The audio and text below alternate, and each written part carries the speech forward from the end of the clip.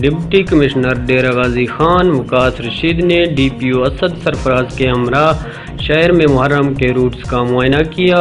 انہوں نے صفائی، سیکیورٹی اور دیگر انتظامات کا جائزہ لیا۔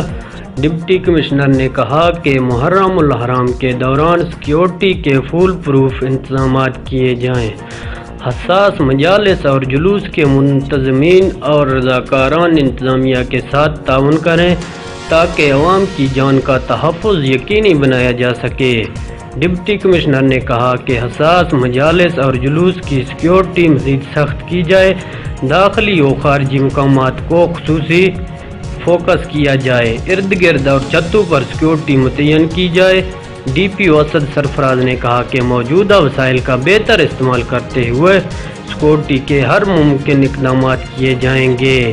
کیمرہ مین ٹیم کے ساتھ نوروز خان بزدار، آور نیوز، ڈیرہ غازی خان۔